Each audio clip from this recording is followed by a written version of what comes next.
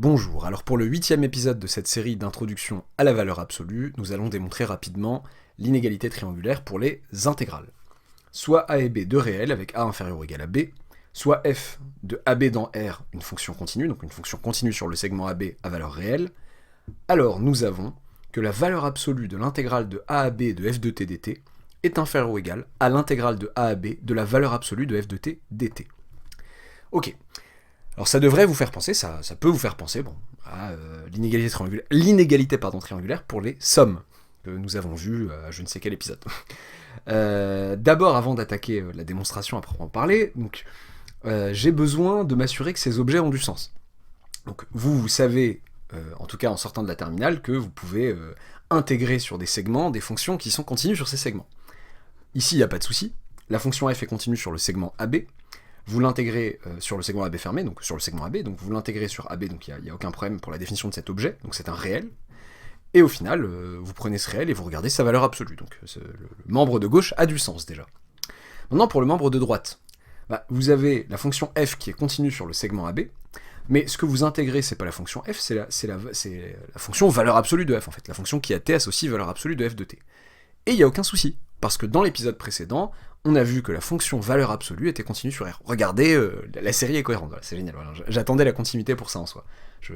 J'ai consacré un épisode pour la démonstration de la continuité de la valeur absolue, pour notamment ça, pour dire, mais écoutez, la fonction qui a t associe valeur absolue de f de t est bien continue, du coup, sur...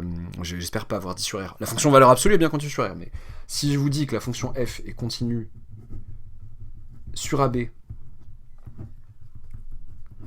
et que la fonction valeur absolue est continue sur R, et bien par composition, par compo, je vais mettre par flemme, et bien la fonction qui a x associe, ou qui a t associe, si vous voulez, valeur absolue de f de x ici, est continue sur le segment de départ, à savoir AB. Ok, donc il n'y a pas de souci. Il n'y a pas de souci pour la définition de cette intégrale. Ok. Pourquoi est-ce qu'on aurait que valeur absolue de l'intégrale de AB de f de t dt est inférieure ou égale à l'intégrale de AB de valeur absolue de f de t dt? C'est très très utile comme inégalité, aussi bien autant, je sais pas, mais en tout cas, dans le même...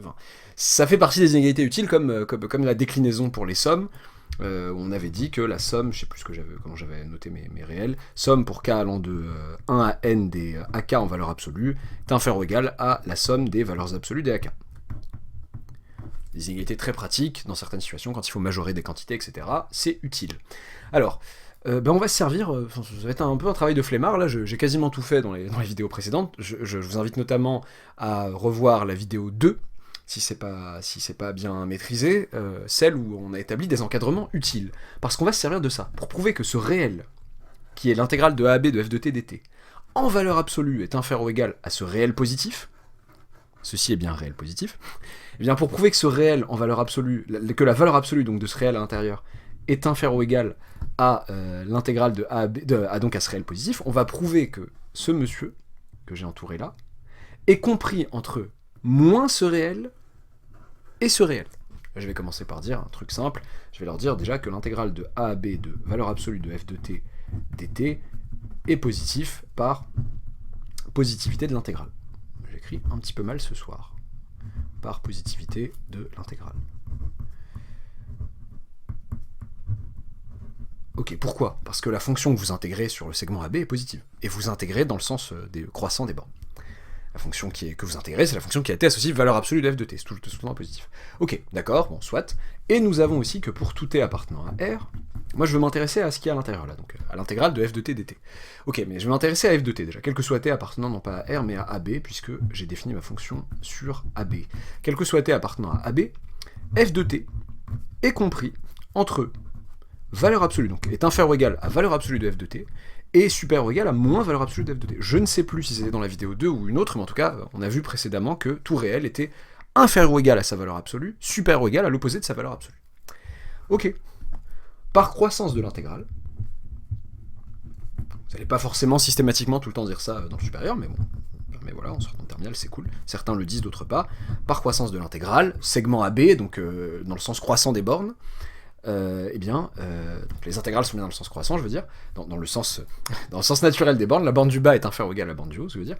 Donc l'intégrale de a à b de moins valeur absolue de f de t, méfiez-vous quand c'est des lettres, bon là j'ai bien précisé a inférieur ou égal à b, méfiez-vous quand c'est des lettres, de bien savoir, bon, quand c'est des nombres en général vous trompez peu, mais gardez bien en tête qu'il faut, pour pouvoir appliquer cette croissance de l'intégrale, dire si ça inférieur à ça, alors en intégrant, je conserve le sens de l'inégalité, faut que les bornes soient dans le bon sens, si elles le sont pas, remettez-les dans le bon sens en multipliant par moins 1, mais n'oubliez pas qu'il y aura une multiplication par moins 1 qui va changer le sens après, donc voilà, je vais avoir ça qui est inférieur ou égal à l'intégrale de a à b de f de t dt, qui elle-même est inférieure ou égale à l'intégrale de a à b de valeur absolue de f de t dt.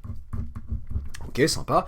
Par linéarité, bon bah ce fois moins 1 là, moins 1 en constante multiplicative, bah, je vais avoir que moins l'intégrale de a à b, donc le moins peut sortir, moins l'intégrale de a à b de valeur absolue de f de t dt, est inférieur ou égal à mon intégrale du milieu, qui elle-même est inférieure ou égale à qui? À l'intégrale de a à b de valeur absolue de f de t dt. Ok, pas de soucis jusque là. Et ben là je suis content. Là j'ai ce monsieur à l'intérieur ici, dont je voulais montrer qu'en valeur absolue il était inférieur ou égal à cette quantité, et ben là je viens de vous indiquer qu'il était compris entre ce réel positif inférieur donc à ce réel positif inférieur ou égal à ce réel positif grand M, supérieur ou égal à moins grand M. Donc, ça nous permet automatiquement d'établir que la valeur absolue de ce réel au milieu est inférieure ou égale à grand M, donc à l'intégrale de a à b, de valeur absolue de f de t dt. Et vous êtes content, vous avez votre inégalité triangulaire pour les intégrales. Attention, je répète, n'oubliez pas, donc bien sûr ça va faire partie de votre attirail de cours, vous allez pouvoir vous en servir juste voilà, avec les hypothèses qu'il faut, n'oubliez pas le a inférieur ou égal à b.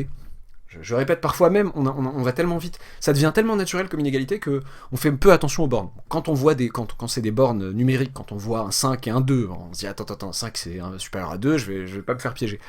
Et encore, parfois on se fait piéger. Le plus insidieux, c'est quand les bornes sont des lettres. Quand on a un énoncé avec des lettres, je dis n'importe quoi, un énoncé avec du x et du 2x, par exemple. Ça, des situations comme ça, on a un x là, un 2x là, même inconsciemment on se dit bah x est inférieur à 2x, tout va bien. Bah non, tout dépend du signe de x. Si x est négatif, attention, si vous avez du x là et du 2x là, attention, si vous avez le mauvais goût d'utiliser l'inégalité triangulaire pour les intégrales, dans le cas où le a est strictement supérieur à b, c'est n'importe quoi. Pourquoi? Parce que le membre de gauche que vous avez, c'est une valeur absolue, donc c'est positif. Et le membre de droite, c'est une quantité négative, potentiellement strictement négative. Si elle est nulle, bon bah ok, ça peut avoir du sens, mais potentiellement strictement négative, dans le sens où, en tout cas négative, parce que vous intégrez une quantité positive, certes, mais dans le mauvais sens. Quand on intègre une quantité négative dans le mauvais sens, c'est l'opposé du fait de l'intégrer dans le bon sens, entre guillemets, et donc vous avez l'opposé d'une quantité positive. Donc faites attention, ça peut donner lieu à un non-sens. Ok, alors ouais, bon voilà, petit mot pour les deuxième années. Deuxième année qui se disent peut-être en regardant cette chaîne pourquoi il y en a que pour les premières années, pour de la terminale à la première année, etc. Bon, je vous avoue que c'est mon public cible parce que j'aime bien. Mon idée derrière la tête, c'est aussi voilà, c'est que des élèves me découvrent par ce biais et j'aime bien avoir mes élèves, les suivre dès la première année. J'aime bien les suivre sur le temps long. C'est plus pratique, c'est plus sympa de voir leur évolution, etc. C'est plus efficace, je trouve. Même si on a fait de belles choses avec des élèves que j'ai rencontrés à leur deuxième année, donc, qui se reconnaîtront peut-être à qui j'ai pas demandé la permission de citer leur prénom. Alors, qu'est-ce que je disais? Je disais un mot pour les deuxièmes années.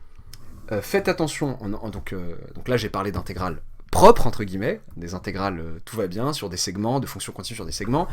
Si vous êtes dans une situation avec une intégrale impropre, sur un intervalle i, et que vous savez que votre intégrale qui est là est convergente, et que vous avez envie d'appliquer l'inégalité triangulaire, donc cette quantité a bien du sens, c'est la valeur absolue d'une intégrale convergente, tout va bien, faites bien attention à ce que l'intégrale de droite soit aussi une intégrale convergente, ce qui n'est pas acquis en général. Quand vous avez ce qu'on appelle une intégrale semi-convergente, des histoires de sinus t sur t, par exemple, notamment, intégrale de 0 à plus infini de sinus t sur t, par exemple, vous avez des intégrales qui sont donc convergentes, qui sont semi-convergentes, qu'est-ce que ça veut dire? C'est-à-dire que l'intégrale de la fonction converge, mais l'intégrale de la valeur absolue ne converge plus. Vous vous retrouvez avec une situation où cet objet est mal défini. Alors, je sais qu'on peut me rétorquer quelque chose. Dans certaines situations, on peut dire ok, pour éviter de nous casser la tête, quand j'ai une intégrale de fonction positive, soit c'est une intégrale convergente et elle vaut une certaine valeur, soit c'est une intégrale qui n'est pas convergente et on dit que c'est plus l'infini. Donc on pourrait me rétorquer, pour peu que les bornes soient dans le bon sens, de mon intervalle, et bien que de toute façon cette inégalité reste vraie, parce que même si l'intégrale de droite n'est pas convergente, ça donne plus l'infini. Souvent en analyse probabilité, des matières comme ça, un peu souvent, plutôt en L3, master, voire en école d'ingé, on a recours à des trucs comme ça, un peu d'intégration de Lebesgue, etc. En général en prépa, on le fait pas trop.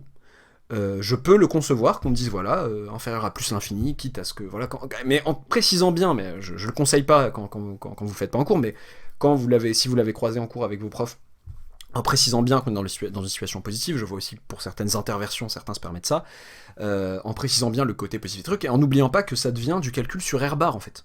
Autrement dit que ça, c'est plus des réels, enfin ça c'est peut-être un réel, mais ça devient plus l'infini. Vous avez des inégalités avec des infinis, donc il faut faire très attention à leur manipulation, et à pas prendre la confiance comme si c'était des réels. Donc, message général, attention, parce qu'en général quand vous allez trop vite et que vous appliquez l'inégalité triangulaire, me dites pas, enfin vous avez pas forcément conscience du fait de dire oh ouais mais c'est positif donc de toute façon ça peut être plus l'infini, etc. Enfin si c'est plus l'infini ça me dérange pas, c'est plus un oubli, soyez honnête, c'est plus un oubli, et ça coûte assez peu en général dans les situations où il vous faut l'utiliser de bien justifier la convergence de l'intégrale que vous avez à droite, la convergence, et parfois voilà, dans certaines situations vous avez la CVA de la convergence absolue de votre intégrale de f, et donc du coup vous avez juste besoin de le rappeler ou de le dire, d'expliquer que c'est le cas pour pouvoir ensuite, si vous en avez besoin, appliquer cette inégalité. Je crois que c'est tout ce que je voulais dire pour les intégrales impropres. Voilà, bon, j'espère que ça vous aura plu, pardon. Je crois, non, c'est pas la dernière vidéo de la série, il y a au moins, faut que je dise 2-3 mots sur la dérivabilité, ou la non-dérivabilité de la fonction valeur absolue en 0, et je sais pas s'il y aura d'autres trucs à dire, je verrai bien. Bonnes vacances, je sais pas, et à bientôt pour une nouvelle vidéo.